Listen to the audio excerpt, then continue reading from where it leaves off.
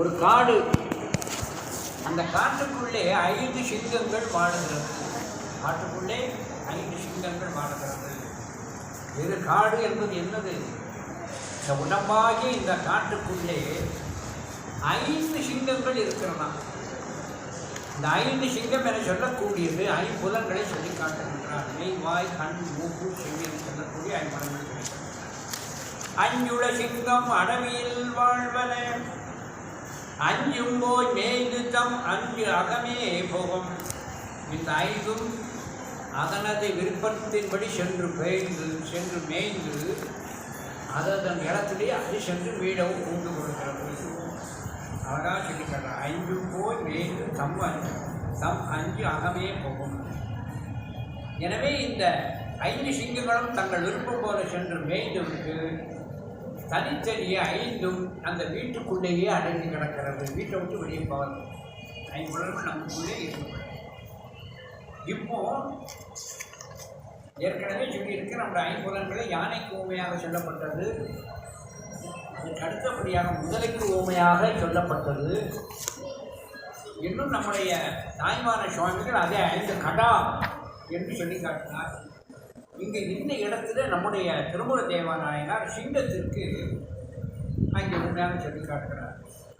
இந்த சிங்கத்திற்கு ஊமையாக சொல்லுகின்ற பொழுது இந்த சிங்கமாகிய இந்த 5 புலன்களை அடக்குவது எது என்பதற்கு இங்கே அழகாக சொல்லி காட்டுகிறார். இந்த சிங்கத்தினுடைய வலிமை எதிலே இருக்கிறது என சொன்னால் 2 வகையிலே அதற்கு வலிமை. ஒன்று, அதன் காலிலே இருக்கின்ற நகம். காலிலே இருக்கின்ற நகம் ஒன்றை பற்றிச்சுன்னா பேசுகிறார். அடுத்து அதனது பல். எப்பவுமே ஒன்று தெரிஞ்சுக்கிட்டு, யானையை சிங்கம் நல்ல வேட்டையாடும். எப்படி வேட்டையாடும்னு சொன்னோம்னா, யானைக்கு முன்பாக எந்த விலங்கு எது போனாலும் சரி, துதிக்கைக்கு ஒரு அடி அடிச்சிருந்தா செதறகாதான். ஒரு சிங்கம் யானைக்கு முன்னால் அடிபட்டுதுன்னு என்ன ஆகும்? துதிக்கைக்கு ஒரு அடி அடிச்சுட்டுன்னா செதறுகாய் தான். அல்லது காலுக்குள்ளே விதிப்பட்டதுன்னா ஒன்றுமே மிச்சாது. இப்போ எல்லாத்துக்கும் தெரியும். உரக்கையை வச்சு உரலுக்குள்ளே உரக்கையை வச்சுக்கிட்டு ஒரு கரப்பாம்பூச்சியை உரக்கையை வச்சு ஒரு தட்டுன்னா என்ன ஆகும்? அது மாறலாம்.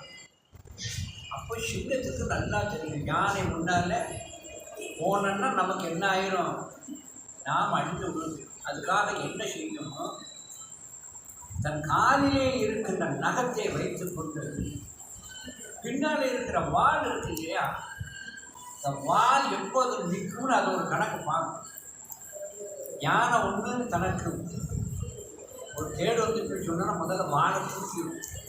கேடுனா அந்த மனம் பிடித்தாலோ தனக்கு ஒரு துன்பம் வருகிறது, இடர் வருகிறது, ஆபத்து வருகிறது செஞ்சால் வாழை தூக்கிடும். என்ன செய்யும்? இந்த வால் வழியே போகும். வாழை பிடிச்சிட்டு இந்த நகத்துக்கு வழியாக நல்ல மேலே, வால் கிடைக்காத பட்சத்தில் பின்பக்க கால் வழிய மேலே தரதரன்னு மேலே போய் அந்த முன்னே இருக்கிற மத்தகத்தில் அதை அப்படியே பற்றி கொண்டு, யானை பிடிச்சாலும் லேசில் அது நகராது, பிடித்து கொண்டு அதனுடைய பல்லர் மத்தகத்தை ஒரு கடி கடிச்சிட்டுன்னா மத்தக நீர் வெளிப்பட்டும் யானை அதுக்கு மேலே பராது. மத்தகத்தில் தான் அதுக்கு உயிரே இருக்கும். இப்போ இன்னொரு யானைக்கு பலன், அதனுடைய பலம் என சொல்லக்கூடியது காலிலே இருக்கின்ற நகங்களும் வாயிலே இருக்கிற பலம். நம்ம இன்றைக்குமே தொலைக்காட்சியில் பார்க்குறோம், ஒரு சிங்கம் என சொல்லக்கூடியது தனக்கு உணவுப் பொருளான மானையோ அல்லது ஒரு பசுவை பிடிக்கிறத பார்த்தா கழுத்தில் இப்படி பிடிச்சதுன்னா அந்த பிடியை விடவே விடாது. அதனுடைய வாயில் அவ்வளவு ஒரு பலம் இருக்கிறது அந்த பல்லு. ஆகையினால இந்த சிங்கத்தினுடைய பலம் என்று சொல்லக்கூடியது நகமும் பல்லும். நகத்தையும் பல்லையும் எடுத்து விட்டோம் என சொன்னால் சிங்கம் என்ன செய்துவிடும்? வலியை இறந்துவிடும். இதே போலத்தான் மன ஓட்டத்தை நாம் கெடுத்து விட்டோம் என சொன்னால் அந்த சிங்கமானது பல்லைய நகத்தை இழந்து அது தன் வலி இறந்து இருக்கிறது. இதே போல மனமும் ஓட்டம் எடுத்து சொல்லி காட்டுகிறார். அஞ்சின் அஞ்சின் உயிரும் எயிரும் அறுத்திட்டால், உயிர்னா நகம், எயிருன்னா பல்லு, அறுத்துட்டால். அஞ்சின் உயிரும் எயிரும் அறுத்திட்டால் எஞ்சாது இறைவன் எய்தலுமாமே. எஞ்சாது இறைவன் பற்றுகின்ற அதுக்கு பிடிப்பதற்கு துணை செய்வது எது? நகமும் பல்லும், நகமும் பல்லும். எனவே அதற்கு பற்றுக்கூட பிடிப்பதற்கு செல்லுகின்ற அந்த நகத்தையும் பல்லையும் எடுத்து விட்டோம் என சொன்னால் அது பிடி இல்லாமல் என்ன செய்யும்? அது தன்னுடைய வலிமை இறந்தவுடன் இதே போல எதையும் சென்று பற்றுகின்ற அந்த தன்மை மாற்றணும். மனம் அங்கே செல்லாதது என்ன செய்ய வேண்டும்? அதை கெடுக்கணும். காது எதையும் கேட்கக்கூடாது, காது எதையும் கேட்கக்கூடாது. உதாரணத்துக்கு சண்டேஸ்வர நாயனார் பூஜை பண்ணுறார். சண்டேஸ்வர நாயனார் பூஜை பண்ணார். விஷால சர்மர் மறைஞ்சிருந்து எச்சரித்தன் பார்க்கிறான்.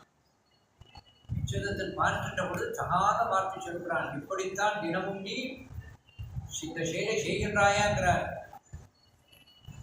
காதில் கேட்கல, காதில் கேட்கல. காதில் கேட்காமல் அவர் கையிலே இருக்கின்ற சிறு தடை கொண்ட கோல் கொண்டு முதலில் அடிக்கிறார். அப்பவும் என்ன செய்யல? விஷால சர்மருக்கு ஒருமை நினைவால் உங்கள் பிரானுக்கு பூஜை ஏற்றினார். ஒருமை நினைவால் உங்கள் பிரானுக்கு பூஜை ஏற்றினார்.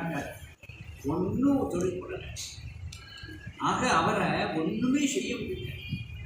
அப்படித்தான் இவருக்கு கோபம் வந்து என்ன செய்கிறது?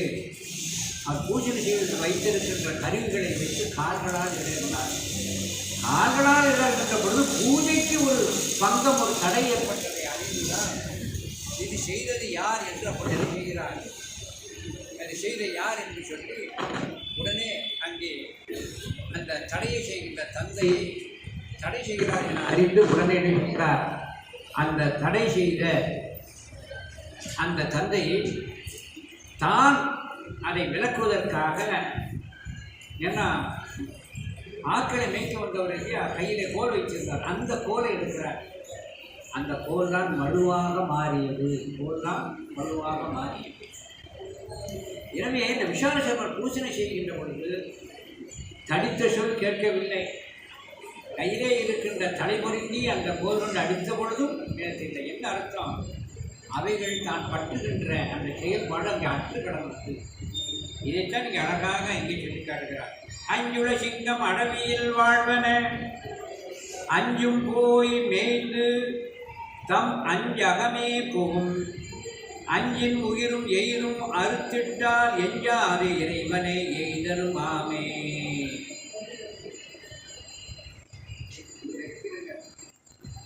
அதாவது புது இது தெரியும். இந்த நகத்துக்கு சில பேர் பாலிஷெல்லாம் போட்டு நல்லா வளர்க்கணும். காலையில் எழுந்த உடனே நல்லா டூத் பேஸ்ட்டை போட்டு பல்ல விளக்கணும் இல்லையா? டூத் பேஸ்ட் போட்டு பல்ல. பொது செய்தியை ஒன்று சொல்லிக்கிறேன். இந்த நகமும் பல்லும் மருந்து வேண்டும். 3 பொருட்கள் இருக்கிறது. 3 பொருள் எவையெல்லாம் என சொன்னால் நகம், பல், தலை. அது இருக்க வேண்டிய இடத்துல இருந்தால் தான் அதுக்கு மரியாதை. இந்த தலை இதில் ஒட்டிக்கிட்டு இருந்தால் தான் அதை என்ன செய்வோம்? அப்படியே சீவும். சீப்பை வச்சு சீவுகின்ற பொழுது சீப்பில் முடிவுன்னு என்ன செய்யும்? அப்படியே சுத்தம். ஏன்னா நிலை பெயர்ந்தது. இதே மாதிரி பல்லுக்கு டூத் பேஸ்ட் எல்லாம் போடுவோம். பல்லு ஆட்டம் கண்டு விழுந்துட்டுன்னு என்ன செய்வோம்? ஏமா இது ஏன் போட்டுடலான்னு சொல்லி பேங்கில் போய் லாக்கர்லேயே கொண்டு வைக்கிறான்.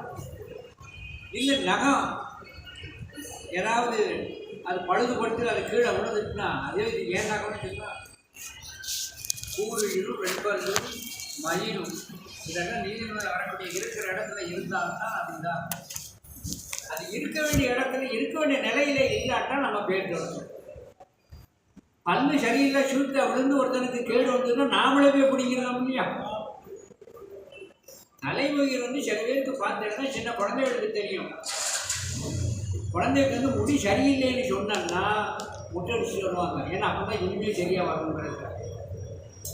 இதே போல் அந்த நகமும் அடுத்தவரோட காலையை குத்தி அது துன்பத்தை கொடுக்கறது, நம்முடைய காலை குத்தி துன்பம் கொடுக்கறது நம்மளே நடத்திருக்கு. கேடு செய்கின்ற பொழுது உயிரினும் மேலாக மதிக்கப்படுகின்ற அவைகளும் நம்மை விட்டு நீக்கப்படுவதாக வந்தோம். எனவே இந்த 5 சிங்கங்கள் என சொல்லக்கூடியதற்கு அதற்கு பலம் வலிமை என சொல்லக்கூடிய பல்லைய நகத்தை நீக்கிவிட்டால் அது என்ன செய்யும்? வலியை இழந்துவிடும். இதே போல இந்த மனம் என சொல்லக்கூடியதனுடைய ஓட்டத்தை நாம் கெடுத்து விட்டோம் என சொன்னால் அந்த மனமானது என்ன செய்யும்? அடங்கி நின்று இவனுக்கு கட்டுப்பட்டு சிவஜன்பாக சொல்கிறார். அதைத்தான் இந்த திருமந்திரத்தை சொல்லி காட்டுகிறார். எனக்கு அடுத்த திருமந்திரம் எப்படின்னா, எப்பொழுதுமே ஒரு உண்மை தெரிந்து கொள்ளணும். கர்த்தர காலங்களில் எடுத்துக்கொண்டால் அரசன் என்பவன் ஆட்சி செய்வான். ஆனால் அதிகாரம் செய்து கட்டளை இட்டு அதை நிறை செலுத்துபவர் யாருன்னா அமைச்சர்கள் தான் செய்வார்கள். அந்தந்த அமைச்சர்கள் அந்தந்த துறையைச் சேர்ந்தவர்கள் அரசனிட்டு அந்த கட்டளையை வைத்துக் கொண்டு அது செய், இது செய், அதை செய்யாதே, இதை செய்யாதே என்று அந்த அமைச்சர்கள் தான் அதை செயல்படுத்துவார்கள். அந்த அமைச்சர்கள் செயல்படுத்துவதற்கு அவருக்கு துணையாக கையாட்கள் இருப்பார், மண்டலாளர்கள் முதல் வச்சிருப்பாங்க. ஏவலாளர்னு சொல்லுவாங்க இல்லையா? ஏவலாளர்கள் இருப்பார்கள். அவசியப்பட்ட சில பேர் தண்டலாளர்களை வைத்திருந்தார். தண்டலாளர்கள் வேற, அடியாட்கள் வேற, இது வேற, அது வேற. ஆகையினாலே ராஜாங்கத்திலே அங்கே அதிகாரம் செலுத்தி இருப்பது அமைச்சர்கள். அந்த அமைச்சர்களுக்கு துணை நிற்பவர்கள் ஏவலாளர்கள். இப்படி ஒருத்தனை 5 அமைச்சர்களும் 96 ஏவலர்களும் ஏவல் செய்தால் இந்த ஆன்மா என்ன பாடுபடும் என்பதை அழகாக திருமண தேவ நாயனார் திருமந்திரத்தில் சொல்லி காட்டார்கள். 5 அமைச்சருள் 90 அறுவர்கள் 5 5 ஆள கருதுவர் 5 5 சினத்தோடே நின்றிடில் 5 இறை இருத்து ஆற்றகினோமே. 5 பேர்கள் ஒருத்தர்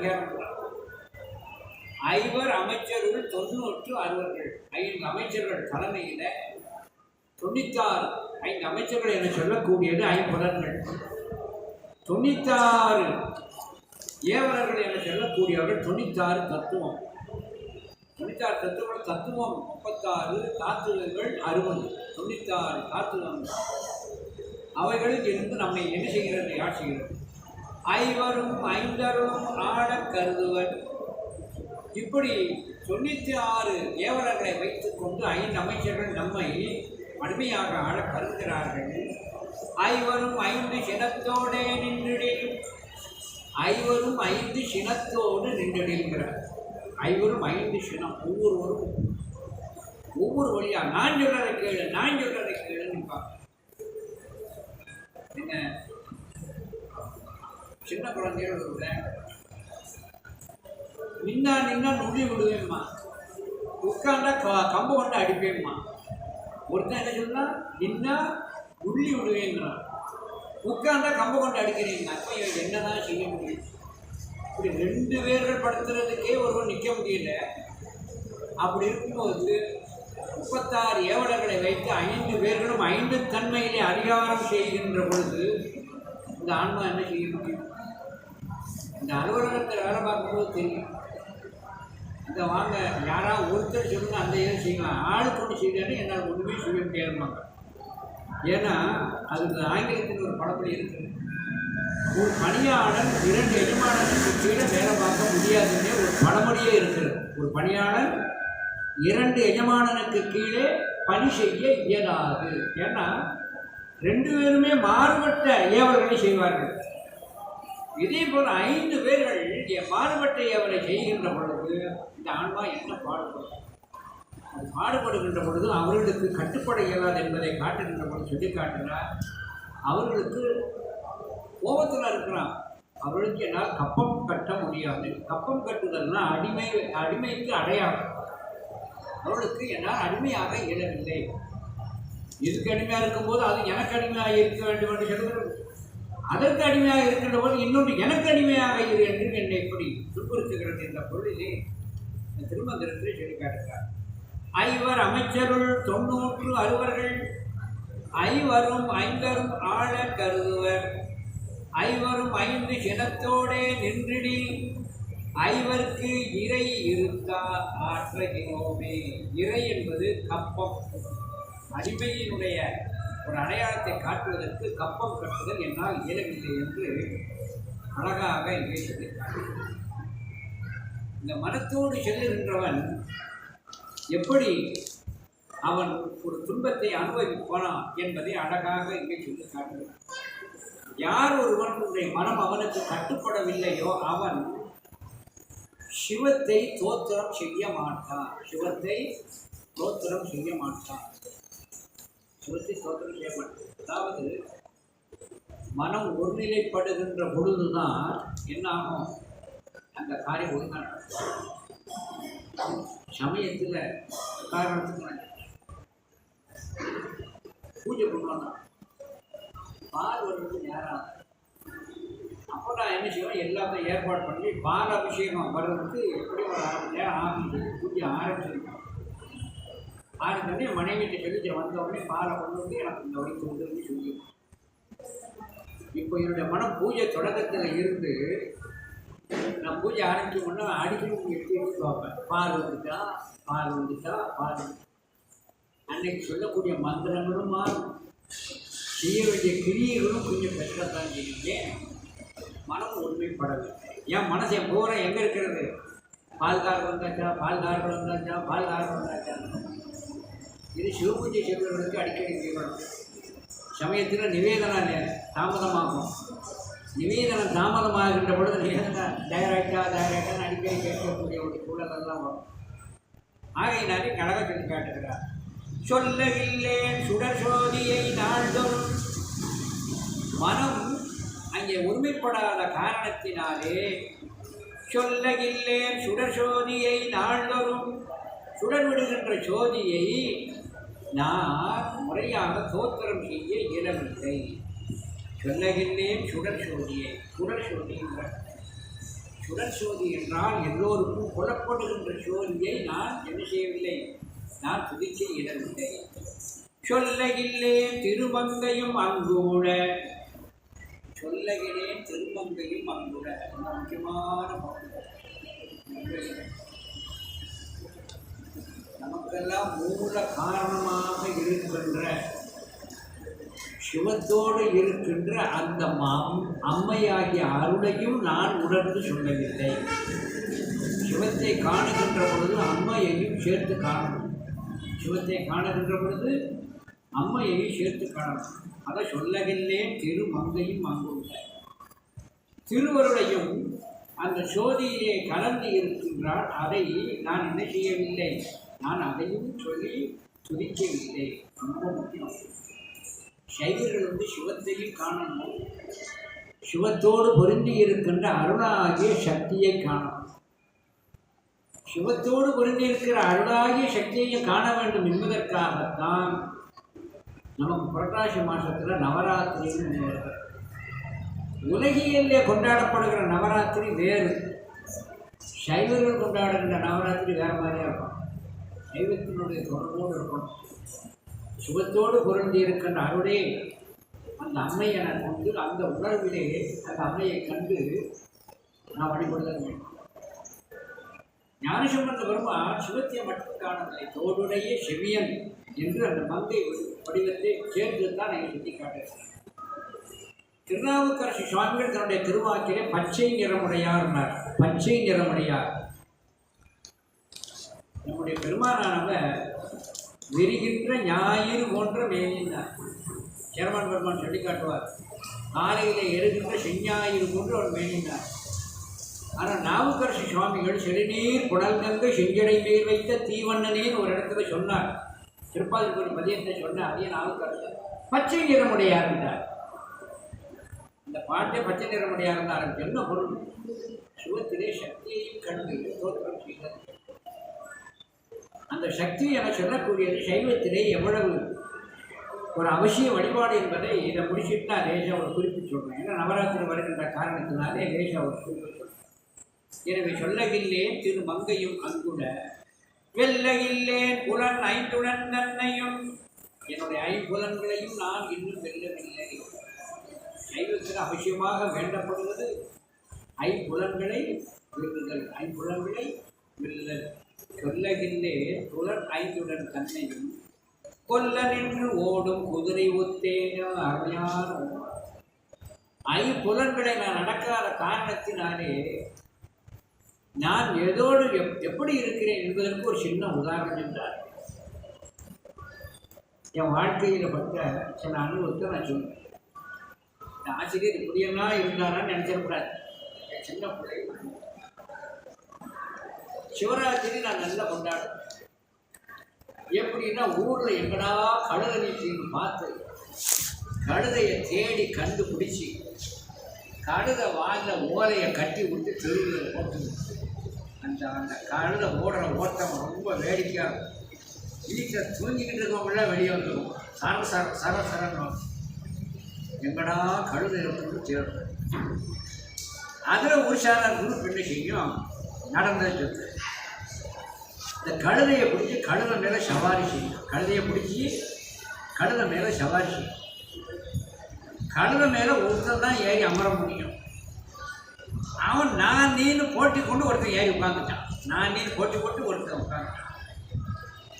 மற்ற 2 பேரும் தனக்கு இடம் கிடைக்கிறேன்னு சொல்லி இந்த கழுதைக்கு பின்னால் ஓங்கி ஒரு கம்பை வச்சு ஒரு அடி அடித்தான். அடிதாங்க முடியாமல் அந்த கழுதை சுமந்துட்டு இருக்கவனைய சேர்த்து ஒரு முள்ளு புதருக்குள்ள சரசரசரம் போயிட்டு. இப்போ இந்த முள் புதருக்குள்ள இந்த கழுதை போகும்போது இதில் யாருக்கு அதிக கஷ்டம்? கழுதை மேலே ஒருத்தன் உட்கார்ந்து இருக்கானே, அவனுக்கு போட்டு உடம்பு பூரா பார்த்தா போல. எனவே ஒரு கழுதையானது மூர்க்கத்தனமாக புதருக்குள்ளே நுழைகின்ற பொழுது அதன் மேலே உள்ளவனுக்கு என்ன கதி கிடைக்குங்கிறத நாம் கண்ணால் பார்த்தோம். இதே உதாரணத்தை தான் நம்முடைய திருமூல தேவநாயகர் சொல்லியிருக்காங்க. யானைக்கு மதம் பிடிச்ச மாதிரி சில நேரங்களில் குதிரைகளுக்கு ஒரு மூர்க்கத்தனம் வரும். குதிரைகளுக்கு ஒரு மூர்க்கத்தனம் வரும். அந்த மூர்க்கத்தனம் வருகின்ற பொழுது என்ன செய்யும்னா, தன்மேல் அமர்ந்திருப்பனை எங்கே கீழே தள்ளி உதைத்து தள்ளி அவனை கொல்லுவோம்னு ஒரு வெறி ஏற்படும். அப்படி வெறி ஏற்படுகின்ற பொழுது கொல்ல ஒரு வெறியோடு திருகின்ற ஒரு குதிரை மேல் ஏறுபவன் எப்படி இடர்படுகின்றானோ அதை போல நான் பட்டுக் கொண்டிருக்கிறேன். கொல்ல வருகின்ற குதிரை மேல் ஏறியவன் எப்படி இடர்படுவானோ அதே போல படுகிறேன் என்கிறார். கொல்ல நின்று ஓடும் குதிரை ஒத்தேனே, கொல்லுவதற்கு கொண்டு ஓடுகின்ற குதிரை மேல் ஏறிய ஒருவன் அடைகின்ற துன்பத்தை நான் அடைகிறேன். எப்படி கழுத மேலே ஏறினவன் முதற்குள்ளே போய் உடம்பெல்லாம் கோரையாக்கினானோ அதே போல கொல்ல நினைக்கின்ற ஒரு குதிரையை அதன் மேல் ஏறியவன் எப்படி பெருந்துன்பம் அடைவானோ அதே போல மனதை அடக்காத காரணத்தினாலே துன்புறுகிறேன் என்று கேட்டார்.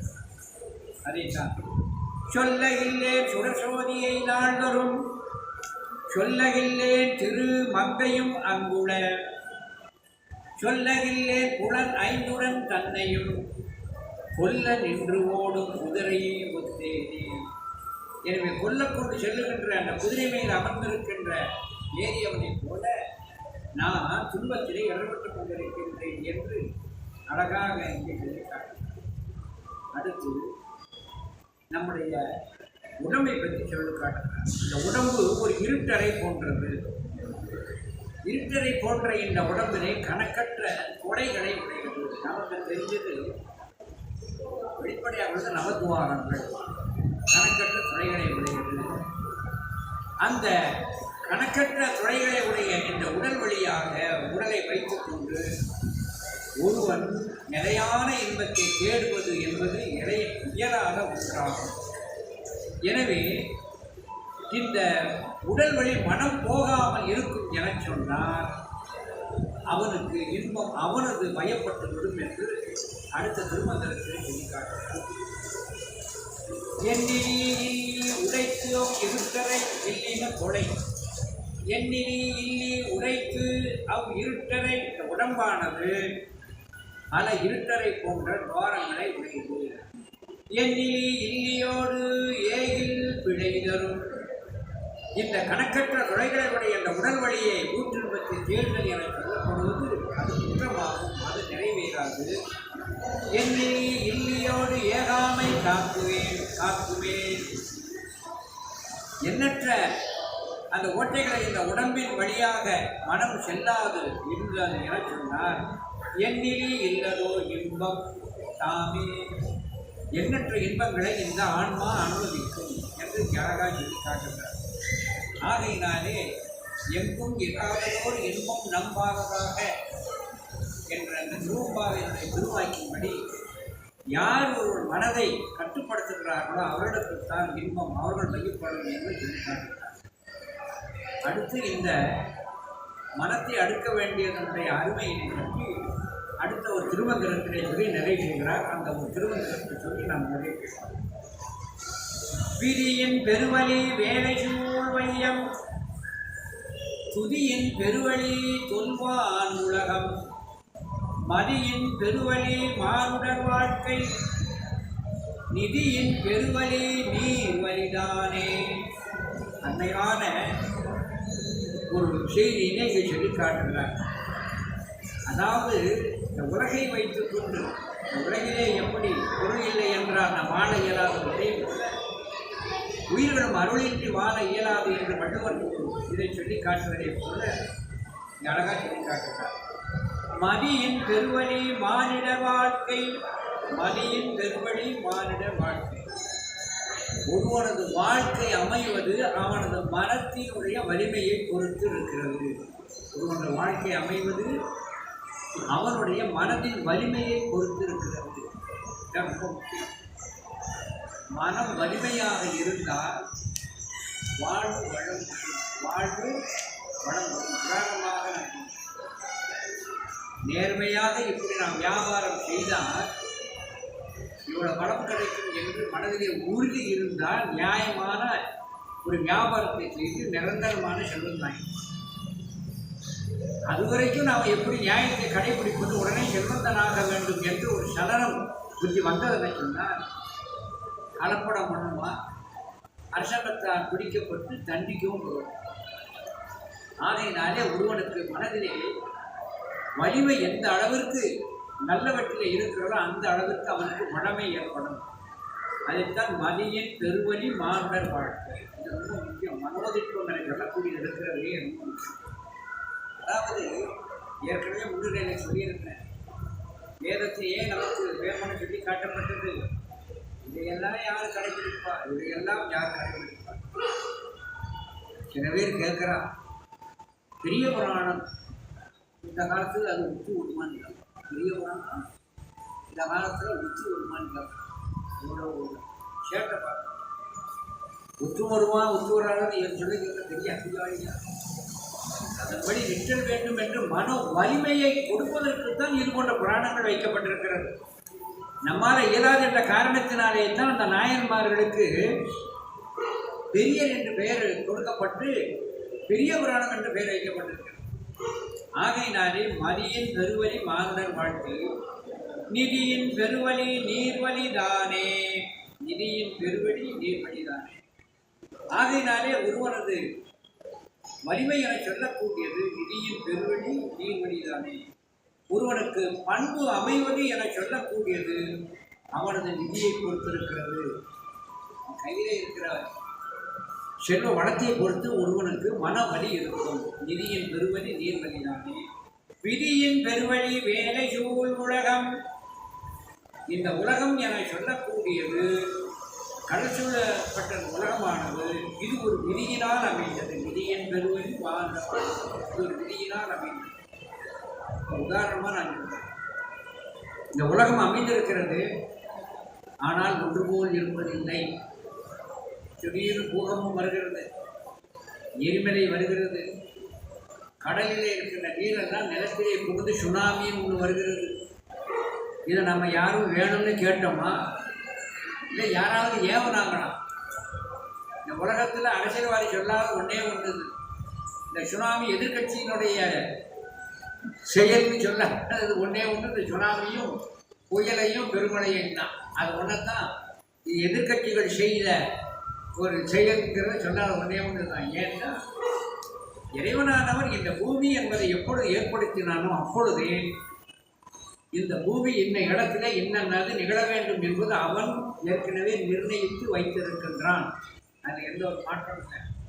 அதனால தான் விதியின் பெருவழி வேலைசூர் உலகம், துதியின் பெருவழி தொல்வான் உலகம். ஒருவன் சிவபுரத்தை அடைந்து அவன் இன்பத்தை தூய்ப்பது அவனது துதியினது வலிமையை பொறுத்திருக்கிறது. திருமுறை படிக்கிறவங்க இப்போ உதாரணமாக திருவாசகம் படிக்கிறதுக்கு முன்னாடி நம்ம என்ன படிக்கிறோம்? கொல்லையிலும் கருவி திருச்சூர் தடை நீக்கில் படிக்கிறோம். அது படிக்கிறது குறவு இல்லை. சில பேர் அந்த பாட்டை மணிவாசகர் எழுதினாருன்னு இன்னும் நினச்சிக்கிட்டு இருக்காங்க. என்ன அதை படிக்கிறோம், யாரும் படிக்கிறோம், பாராயணமாக சொல்கிறோம், அது பொருள் தெரியுது இல்லை. இதே மாதிரி திருமுறையை தொடங்குவதற்கு முன்பாக நாம் படிக்க வேண்டியது திருமந்திரத்தில் இந்த பாட்டை படிக்கணும். அழகாக சொல்லிக்காட்டு துதியின் பெருவழி தொல்வான் உலகம்.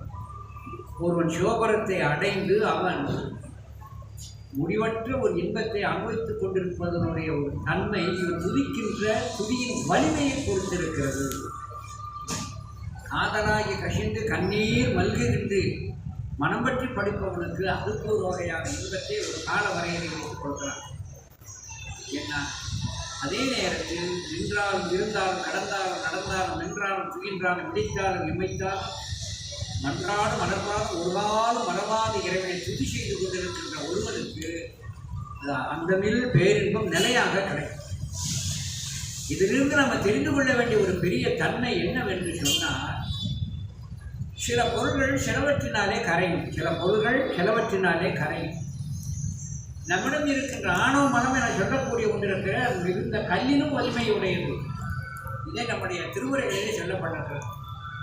கல்லினும் வலிமையுடைய அந்த ஆணவ மனத்தை அங்கே அப்படியே மலர் போல் அதை மென்மையாக்கி அதை நிகழச் செய்வதற்குரிய ஒரே சாதனம் திருமுறைகளை ஓதுவது, மனம் பற்றி ஓதுவது. ஆகையினாலே அழகாக சொல்லிக்காட்டுக துதியின் பெருவழி தொல்வான் உலகம். எந்த அளவிற்கு ஒருவன் திருமுறைகளை அவன் மனம் பற்றி ஓதுகின்றானோ அந்த அளவிற்கு அவனுக்கு பழமையான வீட்டுடம்பு கிடைக்கும் என்று அங்கே அழகாக சொல்லி காட்டப்படும். திருமுறை ஒன்றுதான் நமக்கு வீடு பெற்று கொடுக்கும் என்று அங்கே சொல்லி காட்டப்பட்டிருக்கிறது. அதுதான் ஆணவ மனத்தை கரைக்கும், ஆணவ மனத்தை கரைக்கும். இந்த ஆணவ மனத்தின் காரியப்பாடுகள் 7. தேச சித்தாந்தம் தெரிஞ்சுவிடணும். ஆணவ மனத்தின் காரியப்பாடு 7. இது சைவ சித்தாந்தத்தில் வரும். இப்போ அதை சொன்னேன்னா உங்களுக்கு ஏற்கனவே நீங்கள் கட்டுப்படுத்தி வச்சிருக்கிற கொட்டாய் பெரிய தானாக வந்துடும். அதனால் அதை இன்னொரு சமயத்தில் சொல்கிறேன். 7 காரியம் நம்மோட இருந்து பண்ணி கொண்டிருக்கிறோம். அந்த 7 காரியங்களை செய்கின்ற அந்த ஆணவ மனத்தை நம்ம அடக்கினாலும் அதில் ஒன்றே ஒன்று மட்டும் அடங்காது. 7க்கு அப்புறம் ஒன்று இருக்கிறது, அதிகார மலம்னு ஒன்று கிடக்கும். 7க்கு அப்புறம் என்ன இருக்கிறது? அதிகார மலம் என்று ஒன்று இருக்கிறது. இந்த அதிகார மலம் என்பது லேசில் போகாது. இந்த அதிகார மலம் உதாரணமாக இந்த செய்தி தெரிந்தால்தான் ராவணன் யாரு? சிவபூஜையில் வல்லவன். சிவபூஜையில் வல்லவன். அவனை மாதிரி சாமகான இசைக்கு யாராலும் முடியாது. ஏற்கனவே சொல்லியிருக்க ராவணன் பூஜை பண்ணனான்னா சிவமே அங்கே அதிர்ந்து நின்று என்ன செய்வார்? நான் போகணுங்கிற ஒரு இது ஏற்படும். அப்படின்னு அம்பாவை அனுப்பிச்சி விட்டுடுவார். இதெல்லாம் நம்முடைய நூல்களிலே சொல்லி காட்டப்பட்டிருக்கிறது. ஆனால் அங்கே அதிகார மனம் என்பது என்ன செய்கிறது? அது பெருத்து அவனை ஆட்சி படைக்கிறது. இந்த அதிகார மனத்தினாலே தான் ராவணனும் இடர்பட்டான், சூரபத்மனும் இடர்பட்டான் இல்லையா? இந்த அதிகார மனம் என சொல்லக்கூடியதை இறைவனானவன் நுகரும்படியாக செய்துத்தான் அதை அழிப்பான். நுகரும்படியாக செய்துத்தான் அதை அழிப்பான். இந்த அதிகார மனம் வருகின்ற பொழுது அதனை தாக்கக்கூடாது என்பதற்காக இறைவனை துதிக்க வேண்டும் என்பதை காட்டுவதுதான் சேரமான் பெருமான் நாயனார் சரித்திரம். சேரமான் பெருமான் நாயனார் மன்னரானார். ஆனால் அதிகார மனம் என்ன செய்யும்? தன்னை தாக்கிவிடும் என்பதற்காகத்தான் தான் மன்னரான பின்னும் இறைவனை துதிக்கின்ற அந்த துதி நிலையிலே இருந்தார். எனவே இந்த அதிகார மனம் என சொல்லக்கூடிய அதையும் வெல்லக்கூடிய ஆற்றல் எதுன்னு சொன்னா இந்த துதி எனது தன்மைதான். ஆகையினாலே இந்த 12 திருமுறைகளை துதிப்பது என சொல்லக்கூடியது இருக்கிறதே, அது ஆணவ மனத்தினுடைய வலிமையை முற்றிலும் கெடுக்கும். அப்படி முற்றிலும் கெடுக்கப்பட்ட ஆணவலம் கெடுக்கப்பட்ட அந்த ஆன்மா தான் சிவானுபவ இன்பத்திலே நிறையாக கிடைத்தது. இந்த பாடலை ஒரு தடவை அடியை படித்து இந்த பகுதியை நடிக்கிறேன். விதியின் பெருவழி வேலைசூழ் வையம், துதியின் பெருவழி தொல்வான் உலகம், மதியின் பெருவழி மானுடர் வாழ்க்கை, நிதியின் பெருவழி வழிதானே சொல்லி இந்த அளவிலே இந்த திருமந்திர செய்தியை நிறைவு செய்வதற்கு வழக்கமாக நாம் சிந்தனை செய்து கொண்டிருக்கின்ற சிறுத்தொண்ட நாயனார் புராணம், சிறுத்தொண்ட நாயனார் புராணத்தை நாம் தொடர்ந்து